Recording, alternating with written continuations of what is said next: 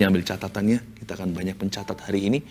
Saya berikan sebuah renungan yang saya beri judul 10 perintah Allah dari sudut pandang kasih. Sekali lagi, 10 perintah Allah dari sudut pandang kasih.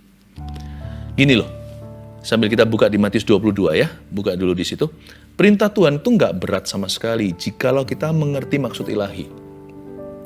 Kalau kita tangkap isi hatinya dan maksud-maksudnya yang mulia, perintah Tuhan tidak jadi beban, malah jadi berkat buat kita. Untung ada perintah itu. Dan apalagi kalau hati kita dipenuhi dengan kasih, jiwa kita dengan cinta, maka kita akan dijaga karena perintah-perintah Allah. Sebenarnya perintah Tuhan itu bukan untuk mengekang kita atau membuat hidup kita jadi ada banyak sekali jangan-jangannya, jangan itu, jangan ini. Malahan perintah-perintah Tuhan itu boundary. Iblis perlu visa untuk masuk ke dalam kehidupan kita. Dan kalau kita nggak izinkan karena kita taat pada firman, dia nggak bisa apa-apa. Jadi perintah Tuhan itu perlindungan. Dia protection. Dan setiap perintah Allah yang kita kenal 10 itu semua adalah protective values. Atau nilai-nilai perlindungan hidup kita. Dan apa yang saya segera sampaikan ini adalah fondasi kita di dalam kehidupan sehari-hari. Jadi jangan pernah lupakan. 10 perintah Allah, hafal nggak? Kita harus hafal di luar kepala. Gampang sih kalau kita pakai cara kita mikirkan yang nomor 1 apa, 2 apa, 3 itu berurutan. Nanti asosiasi otak kita itu bisa nangkap sendiri. Tapi harus diingat karena ini adalah moralitas kita. Ini fundamental di dalam kehidupan bermasyarakat. Bayangin bangsa atau negara yang tidak punya 10 perintah Allah. Wah celaka, saya nggak mau tinggal di negeri itu. Bisa terjadi pembunuhan dan nggak apa-apa. Dan secara individu itu pedoman saya, itu pegangan saya sebagai seorang anak Tuhan. Ya. 10 perintah Allah tersebut saya tangguhkan dulu, nanti saya akan sebut satu persatu, tapi sebelumnya kita lihat dulu perintah yang pertama, atau hukum yang terutama. Matius 22 ayat yang ke-37 sampai 40 bunyinya, jawab Yesus kepadanya, kasihilah Tuhan Allahmu dengan segenap hatimu, dan dengan segenap jiwamu, dan dengan segenap akal budimu. Itulah hukum yang terutama dan yang pertama. Dan hukum yang kedua, yang sama dengan itu ialah kasihilah sesamamu manusia seperti dirimu sendiri. Pada kedua hukum inilah tergantung seluruh hukum Taurat dan kitab para nabi. Ayat 40 kita baca bersama-sama karena itu intisari. 2, 3. Pada kedua hukum inilah tergantung seluruh hukum Taurat, 10 perintah Allah, dan kitab para nabi, semua janji. Kedua hukum ini apa ya? Apakah juara 1, juara 2, yang satu juara, satu runner up-nya? Sebenarnya yang satu tidak bisa berdiri sendiri tanpa yang lainnya. Yang pertama terutama tentunya kasihilah Tuhan Allahmu dengan segenap hatimu dan dengan segala sesuatu. Tapi mengasihi Allah pasti berimbas ke mengasihi sesama manusia. Kalau nggak gitu, semua kasih kita kepada Tuhan itu omong kosong belaka. Bagaimana kita bisa mengasihi dia yang nggak kelihatan kalau kita membenci yang kelihatan? Karena itu ayat 39 tadi, dan hukum yang kedua, lalu dilanjutkan yang sama dengan itu. Disamakan loh ya, bukan hanya diakui, berarti disetarakan dengan hukum pertama yaitu kasihilah Allah. Kalau kita nggak bisa mengasihi manusia, berarti kita tidak mengasihi Tuhan. Dan hukum yang kedua yang sama dengan itu ialah kasihilah sesamamu manusia seperti dirimu sendiri. Coba diingat baik-baik, dua hukum ini rangkuman. Seluruh hukum Taurat. Ya. Dan 10 hukum atau 10 perintah Allah. Serta semua kitab para nabi di perjanjian lama. Semua bergantung pada dua hukum ini. Kasihilah Allahmu dengan segenap hati. Kasihilah juga sesamamu manusia seperti dirimu sendiri. Di atas kedua hukum ini tergantung semua firman yang lainnya.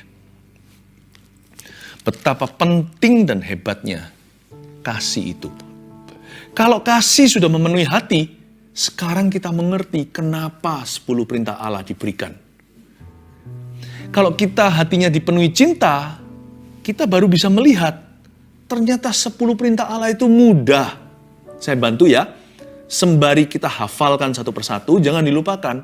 Kalau perlu, dipasang tulisan itu di tembok rumah, supaya seluruh keluarga kita ingat apa yang menjadi kehendak Allah. Dan supaya kita juga punya prinsip yang jelas. Larangan-larangan apa? Supaya jangan sampai kita nanti jatuh dalam dosa, lalu kita menyesal kemudian. 10 perintah Allah itu rangkumannya saya berikan nanti, akan muncul di layar atau di layar Anda. 10 perintah Allah itu diambil dari Keluaran pasal 20, tapi panjang, jadi saya rangkumkan. Bunyinya demikian, yang pertama, nomor 1, jangan ada padamu Allah lain. Yang pertama dulu, bagaimana kita memandang perintah Allah yang pertama? Dari 10 perintah Allah nomor 1 ini, dari sudut pandang kasih gimana? Gini ya, ngapain sih? Ngapain kita itu tukarkan Allah dengan apapun juga? Karena dari Allah lah segala sesuatu. Kalau satu-satunya yang patut mendapatkan kasih kita ya Tuhan Yesus. Dia bukan hanya menciptakan kita. Dia juga menebus kita kembali setelah kita berbuat dosa. Dialah yang memberi harapan baru, keselamatan jiwa kita dari dirinya. Karena itu kasih kita tertinggi harus kepada Tuhan. Karena kita paling berhutang budi ya pada Tuhan Yesus. Dan buat apa kita itu maunya menambahkan dalam koleksi yang kita sembah? Buat apa? Allah satu aja seumur hidup kita kasih nggak habis-habis kok. Kalau kita hidup bisa sampai umur 80, bahkan 90, itu pun nggak cukup waktu. Allah itu satu saja tidak selesai-selesai untuk kita kasih. Kita nggak pernah bisa menguasai. Siapa yang mengenal dia secara sempurna? Satu aja nggak bisa kelar kok. Kenapa harus tambah-tambah? Itulah sebabnya orang yang suka tambah-tambahkan Allahnya. Untuk menambahi koleksinya, Yesus plus ceritanya. Apa bisa mencintai lebih dari satu Tuhan? Apalagi Allah Bapa, Allah Putra, Allah Roh Kudus. Allah kita Esa ya. Jangan berkata Tuhannya orang Kristen itu ada 3. Enggak. Tapi Allah kita itu begitu penuh. Begitu lengkap. Begitu sempurnanya dalam pribadi Allah Bapa, Allah Anak, Allah Roh Kudus. Bayangin, untuk menyelami pribadi Allah Bapa, Allah Putra, Allah Roh Kudus ini aja, seumur hidup kita, kalau kita bisa hidup 120 tahun juga, itu aja nggak pernah kita akan bisa cukup mengasihinya. Loh kok ditambah-tambah? Kenapa ditaruh sesuatu yang lain di samping Tuhan Yesus? Dan saya juga tidak mau setengah-setengah. Saya tidak mau tanggung sama Tuhan Yesus. Tuhan Yesus itu perantara antara Allah dan manusia. Bukankah dia juru selamat kita? Salib itu jembatan. Jembatan jurang maut. Sehingga kita bisa menyeberang ke sorga. Kenapa saya perlu ada perantaranya terhadap perantara saya? Ada orang yang gak berani datang ke Yesus langsung. Dia harus melalui orang. Harus melalui orang yang sudah meninggal dunia. Harus melalui figur-figur tertentu. Buat apa ada perantaranya? Perantara, ngapain punya kerajaan dalam kerajaan? Kalau Yesus itu perantara kita, berarti dia itu mudah didekati. Berarti Tuhan itu gak marah-marah. Bukankah ada satu perantara antara Allah dan manusia? Buat apa Yesus plus-plus? Kalau Yesus plus-plus, berarti Yesus minus-minus. Berarti Yesus dikurang-kurangi. Kurang apa gitu rasanya kalau saya datang menghampiri Tuhan, doa langsung ke Tuhan Yesus itu gak mempan. Kayaknya Tuhan itu jual mahal. Sepertinya Tuhan itu orangnya susah. Jadi saya perlu sebelum Yesus ada seseorang lagi. Sebelum Tuhan, mungkin ada figur yang sudah meninggal dunia. Atau Yesus plus siapa gitu, rasanya lebih mantap betul. Kalau Yesus gak mantap, berarti bukan Yesus sama sekali. Jangan ada padamu Allah lain, please. Jangan ditambah, jangan dikurang. Jangan Yesus plus-plus, jangan Yesus minus-minus. Yesus cukup bagiku, katakan begitu. Yesus cukup bagiku. Dan satu Yesus ini akan kukasihi seumur hidup. Dan aku akan belajar dari kesalahan dan kegagalan juga dalam mengasihi dia. Tapi yang satu hal yang pasti, dia nggak pernah berhenti mengasihi aku. Nomor 2, jangan sujud menyembah kepada patung. Gimana kita memandang perintah Tuhan yang kedua ini dari sudut pandang kasih? Kita itu hanya diperbolehkan cinta barang. Itu pun jangan berlebihan. Saya ajarkan pada anak-anak saya prioritasnya begini. Kalau bicara soal value atau nilai demikian. 1, selalu cinta Tuhan. Lebih tepatnya mengasihi Tuhan. Lalu baru setelah itu cinta orang. Baru kemudian bisa sayang sama barang. Ya, tapi akar segala kejahatan itu cinta akan uang. Jadi juga harus hati-hati. Barang dan uang itu bisa disayang atau bisa dieman gitu. Kita perlu mengelolanya, kadang perlu hemat. Mesti balance, mesti seimbang. Saat memberi, saat menyimpan. Segala indah, segala sesuatu indah pada waktunya. Kita harus menabung. Alkitab ajarkan itu seperti semut di musim panas. Dia bekerja giat. Belajarlah dari itu supaya kita berhikmat. Lalu juga menginvestasikan dengan benar. Karena talenta tidak boleh disembunyikan di bawah tanah. Tapi harus dikelola. Saya ngerti semuanya. Tapi semua barang dan uang itu hanya pengelolaan. Bisa dieman atau disayang. Sayang di sini bukan sayang kasih, sayang. Sayang di sini itu belajar untuk bijaksana. Tapi kalau bicara soal barang dan benda, uang, materi, duniawi, jangan sampai taruh hati. Hati jangan melekat di situ. Apalagi buatan tangan kok disembah. Kita itu nggak bisa dan nggak boleh untuk mengasihi barang. Termasuk berhala buatan tangan manusia. Dilarang memberi cinta. Apalagi memberi kasih. Coba bayangkan kalau andai kata seorang teman Anda memperkenalkan diri begini. Oh, kenalkan ini istri saya. Lalu dia tunjuk kepada meja perabotannya. Semua orang berkata dia nggak waras alias gila.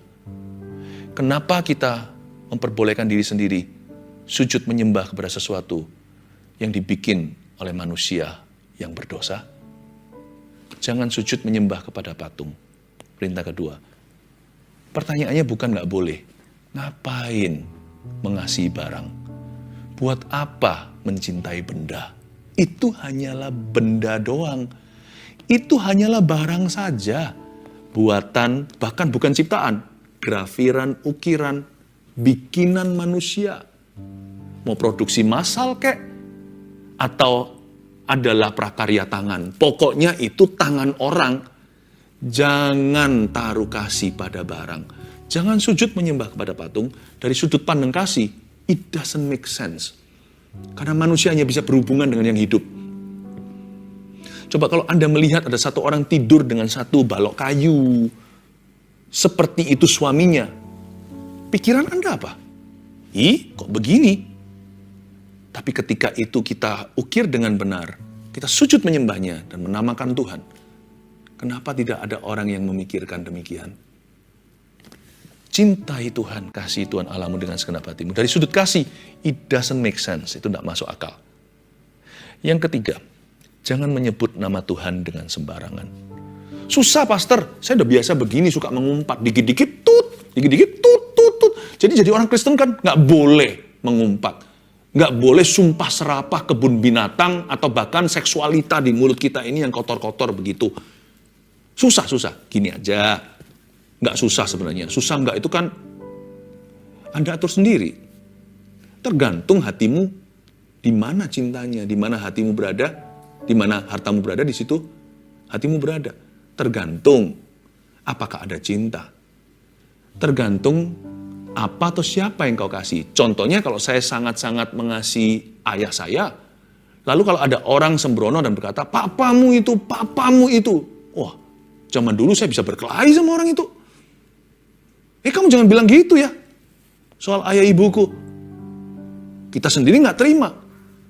Coba bayangkan. Mulut kita dipakai untuk Jesus ini, Jesus itu. Seperti di Hollywood. Kita akan sakit hati sendiri karena lidah bibir kita mengucapkannya. Dan ketika kita mendengar orang lain melakukannya, jangan marah sama mereka, jangan dipukuli ya. Jangan seperti Petrus yang potong telinga orang, sebab saat ini senjata kita adalah senjata rohani, bukan senjata duniawi. Tapi doakan mereka, namun jangan ikut-ikutan. Lalu jangan diri sendiri juga suka mengumpat. Mulut kita dipakai untuk mengucapkan sesuatu itu kalau hati kita cinta. Dan kita tahu bahwa perkataan kita bisa melukai Tuhan, kita pasti nggak mau. Pasti nggak mau. Nggak ada orang kan yang kecanduan sakit penyakit. Aku kecanduan nih. Candu apa? Saya kecanduan untuk membenturkan kepala saya ke tembok sampai berdarah-darah. Kayaknya enggak deh kalau orang waras. Kenapa? Sakit itu sakit soalnya. Sakit itu nggak enak dan sakit akan dihindari. Dia nggak mau sama sekali. Jikalau hati Anda mengasihi Tuhan, perkataan-perkataan yang menyakitkan hati Tuhan, Anda tidak akan kecanduan. Contohnya mengumpat. Anda pasti menghindari hal itu. Kenapa? Karena setiap kali Anda mengucapkannya, karena kasih Anda kepada Tuhan Yesus, Anda sakit hati. Bahkan mendengarkan perkataan sendiri aja bisa sakit hati, apalagi dengarkan perkataan orang lain. Jangan menyebut nama Tuhan dengan sembarangan, apalagi yang vulgar, Yesus ini, Yesus itu. Seperti di film-film Jesus Christ. Saya nggak tahan loh, bukan saya sok rohani atau sok suci. Setiap kali saya dengar gitu rasanya kayak papamu. Itu hati saya itu, kok bisa ya ada anak Tuhan yang suka bergaul dengan orang-orang yang mengumpat melulu. Saya nggak ajarkan kita eksklusif, tapi kita harus doakan mereka. Jangan kita nikmati wangi-wangian mereka. Malah justru jangan jadi teman sepadan. Jadikan mereka ladang misi boleh.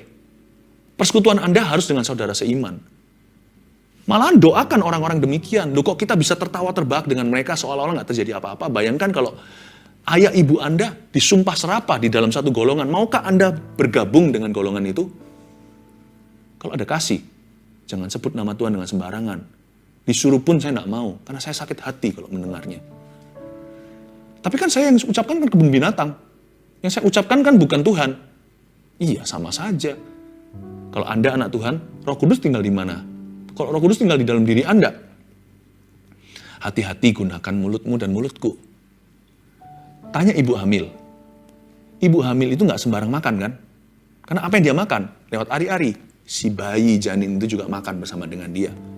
Bukan apa yang masuk ke dalam tubuhmu itu yang menajiskanmu. Karena itu semua keluar ke jamban. Tapi apa yang keluar dari hatimu, lalu dari mulutmu, itulah yang menajiskanmu. Kalau ibu hamil aja tahu nggak boleh sembarang masukkan segala sesuatu, asupan apa yang masuk ke dalam tubuh, itu semua akan diserap oleh si bayi. Dan akan diserap oleh si buah hati. Lah kalau kita sekarang mengucapkan segala sesuatu sedangkan Roh Kudus tinggal di dalam dirimu, bukankah kita paksa Roh Kudus mengucapkannya bersama dengan kita? Bukankah tubuhmu adalah bait suci, badan itu adalah bait Allah? Masa kita tega, mulut yang sama ini, Roh Kudus semua tinggal, kan Roh Kudus memenuhi kita. Bukankah firman Allah ajarkan di perjanjian baru gini, be filled with the Holy Spirit. Hendaklah kamu penuh dengan Roh Kudus. Nah penuh itu kan berarti dia memenuhi kita, termasuk lidah bibir. Nah kalau kita ucapkan gitu kan seperti kita memaksa dari mulut yang sama kita sumpah serapah. Apa nggak sungkan sama Tuhan? Nggak susah sih sebenarnya. Kalau kita mengerti kasih, nggak susah break free. Nggak susah kita itu bebas dari dosa dan kebiasaan buruk. Yang keempat, kuduskanlah hari Sabat. Kuduskan hari Sabat. Aduh, apakah harus ini itu? Jangan seperti orang Farisi, letterlek secara harafiah, lalu hukum orang lain yang melanggar. Karena Tuhan Yesus berkata begini, aku anak manusia adalah Tuhan atas hari Sabat. Jadi bukan manusia diciptakan untuk Sabat, Sabat diciptakan untuk manusia. Kalau saya memang ambil waktu libur, hari ke-7, setiap kali saya sisihkan untuk menjadi waktu istirahat dan beribadah. Atau setiap hari, Sabat kecil saya adalah saat teduh pribadi. Saya nggak akan keberatan. Saya nggak keberatan untuk luangkan waktu dengan orang yang saya cintai. Paling nggak enak itu meluangkan waktu dengan orang yang kita nggak suka. Rasanya itu lama. Kok nggak selesai-selesai, waktu nggak lewat-lewat. Tapi kalau sama orang yang kita kasih, senangi, dan sukai, jangan hanya cinta Yesus atau mengasihi dia. Sukai dong Tuhan. Tuhan suka kok sama kita. Tuhan tuh suka meluangkan waktu dengan Anda dan saya. Kuduskan hari Sabat. Nggak keberatan. Menurut saya ini berkat. Selain itu, bukan hanya perintah Tuhan yang pertama, kasihilah Allah, tapi kasih sesama manusia. Saya suka hari Sabat, bukan karena saya suka istirahat. Saya perlu istirahat. Saya suka kerja orangnya. Lebih tepatnya teman-teman semua pada tahu, saya pekerja keras. Pandemi nggak pandemi, saya kerja sama keras minimal, jikalau bukan lebih keras daripada sebagian pelayan-pelayan Tuhan. Tapi saya suka sahabat, kenapa? Itu berarti memberi saya waktu, agar saya bisa beri waktu kepada orang-orang yang saya cintai, keluarga, teman, rekan pelayanan, sahabat, istri, anak, orang tua. I love spending time with them. Saya suka giving people I love my precious time. Saya suka memberikan waktu berharga kepada orang-orang yang saya hargai. Dan saya senang loh setiap hari Rabu dan Sabtu bisa komitmen memberi waktu untuk Anda sekalian, keluarga Saat Teduh. I love you. I love you. Saya percaya investasi ini tidak sia-sia. Dan juga terima kasih kepada semua kru di balik layar. Mereka turut sacrifice atau berkorban bersama dengan kami. Tidak perlu Anda berterima kasih. We are doing this for Jesus. Kita lakukan ini Tuhan Yesus. Ya, yang penting Anda bertumbuh. Jadi nggak sia-sia perjuangan kita. Yang kelima, hormatilah ayahmu dan ibumu. Ini gampang. Ini natural alami, kecuali kalau orang tuanya jahat bener, lalu meninggalkan anak-anaknya ketika masih kecil, apalagi bayi, lalu nggak ada perasaan sama sekali. Nah, kecuali gitu. Tapi kalau keluarga normal-normal aja, papa mama nggak usah sempurna. Ini perintah kelima paling gampang, sudah alami. Nah, susahnya di mana? Dalam sudut pandang kasih, susahnya di mana? Gini loh, kalau kita mengasihi papa mama, orang tua kita nggak boleh menghormati mereka lebih daripada yang Tuhan perintahkan, tidak boleh juga menguranginya. Paham maksud saya? Presisi, itulah hormat ayah ibu. Ada orang tertentu menghormati papa mamanya, lalu suatu hari menyembah orang tuanya yang sudah mati. Nah, itu berlebihan. Itu bukan hormat.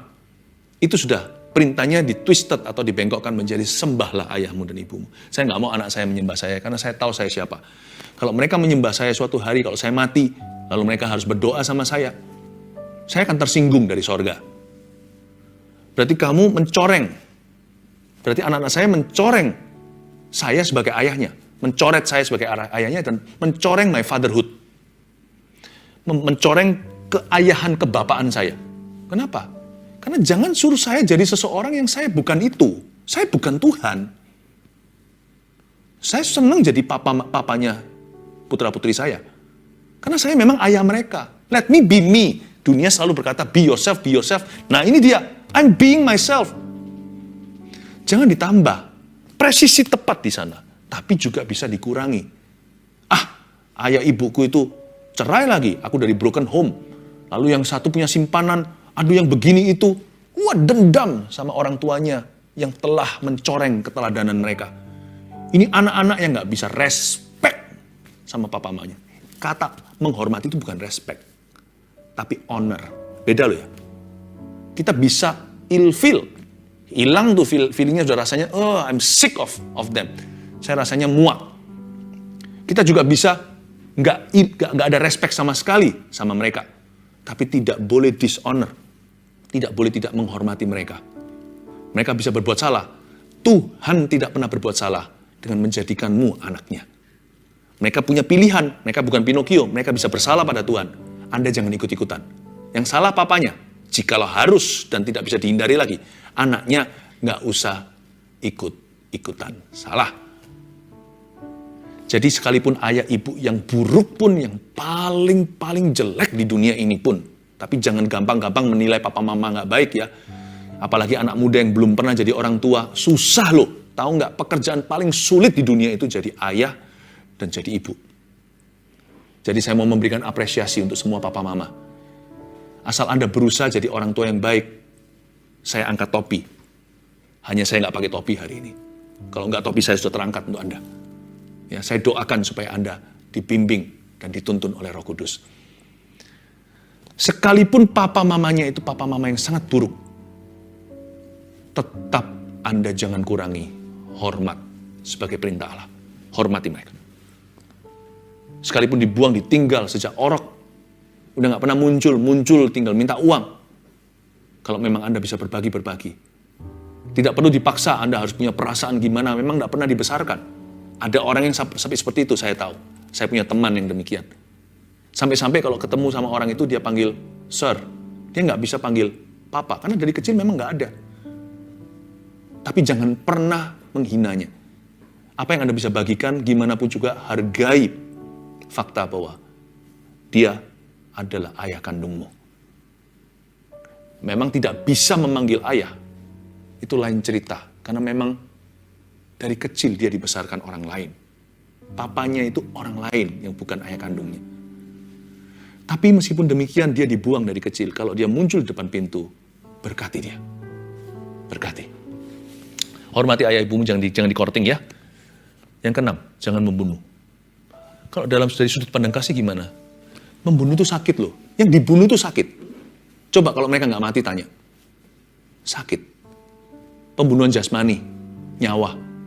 Aduh, mengerikan sekali. Jangan membunuh. Tapi juga karakter. Coba kalau ada teman kita fitnah. Kasihan loh itu. Mau nggak kita digituin? Makanya, the golden rule atau peraturan emasnya gini. Lakukan kepada orang lain, yang kau rindu orang lain lakukan kepadamu. Do unto others what you want others to do unto you. Jangan kasar sama orang. Bukan hanya membunuh fisik, kalau itu urusan kriminalitas, maka Anda akan diserahkan kepada yang berwenang. Tapi seringkali yang tidak diserahkan kepada keadilan adalah pembunuhan karakter yang sembarangan. Bisa saja orang lolos gitu aja. Jangan nabur yang begituan. Kasihan orang yang kita zolimi itu, orang yang kita salahi. Jangan membunuh dari sudut kasih, dari sudut pandang kasih. Jangan lupa orang itu juga punya keluarga. Meskipun orang itu menjengkelkan sekalipun, ingatlah, somebody in this world loves that person. Ada orang di dunia ini yang masih mencintai orang itu. Mungkin ada seorang pria dewasa yang betul-betul orang ini nggak masuk akal. Kayaknya lebih baik dia dililitkan batu kilangan, dilemparkan ke dalam lautan. Tapi jangan lupa, kalau memang our wish, kalau kita punya keinginan itu dipenuhi, orang itu sungguhan mati. Yang menderita bukan orang itu yang meninggal dunia. Seseorang di rumahnya panggil dia daddy, panggil dia papa.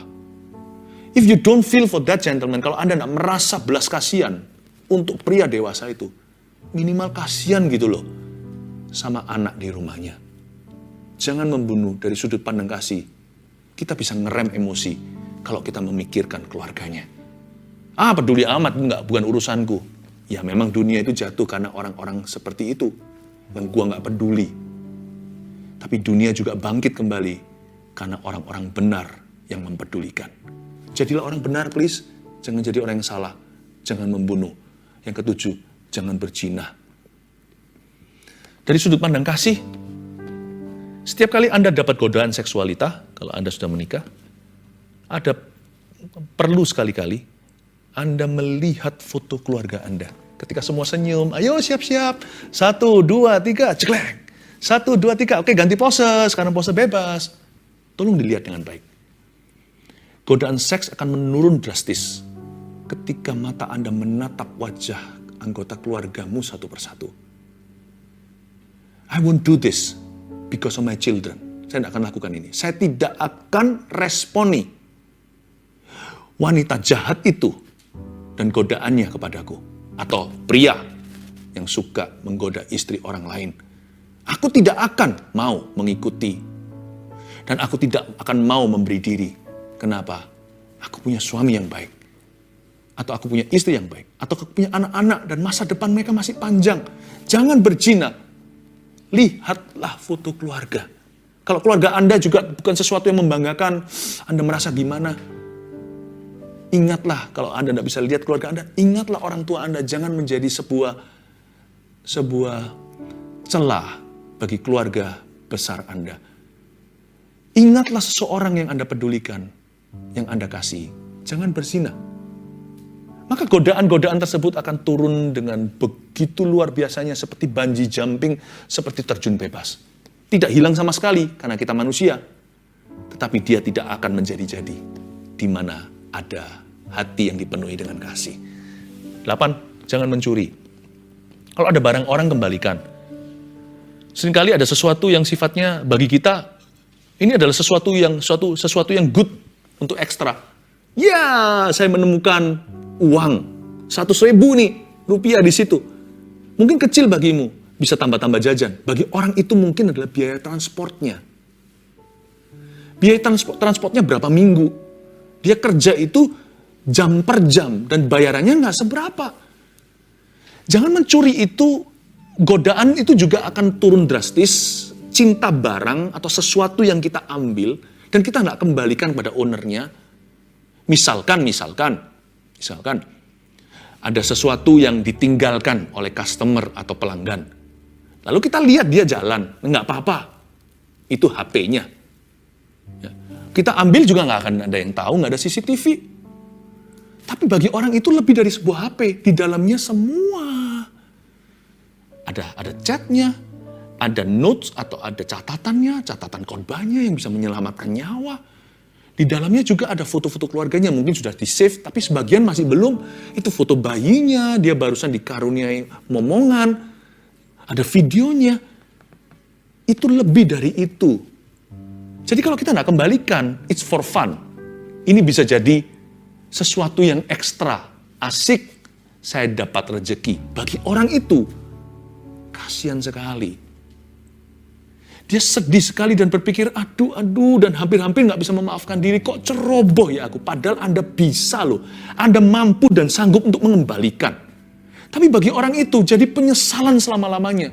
Dan dia merasa, aduh, aku kok begitu ceroboh ya.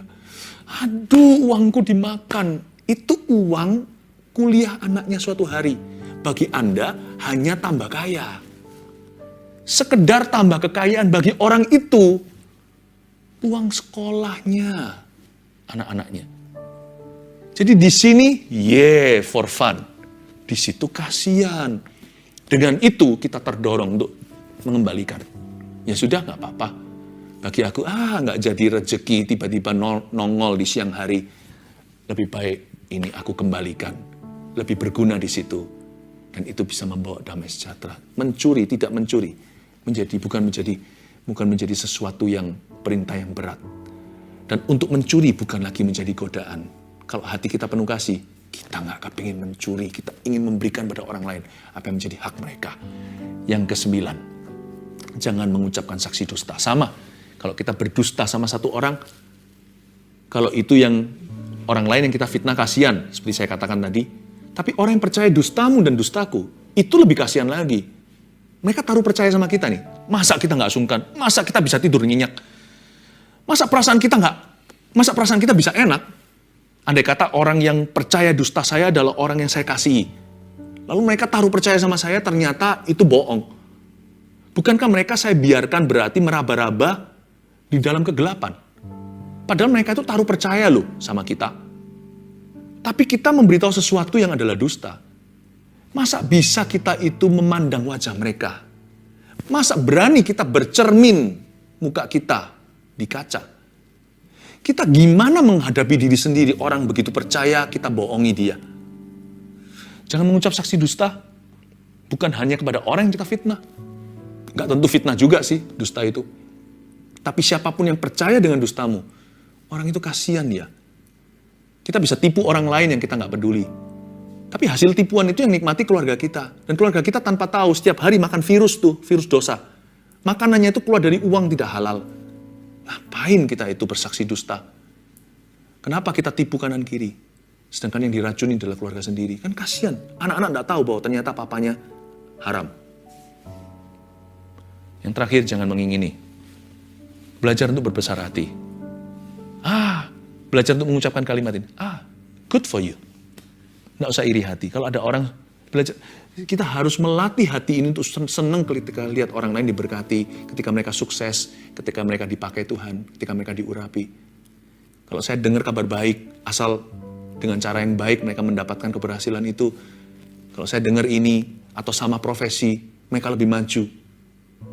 Saya biasakan dengan kalimat ini, agar jangan mengingini. Well, it's good for you. I'm happy for you. Saya senang untuk Anda. Baik sekali.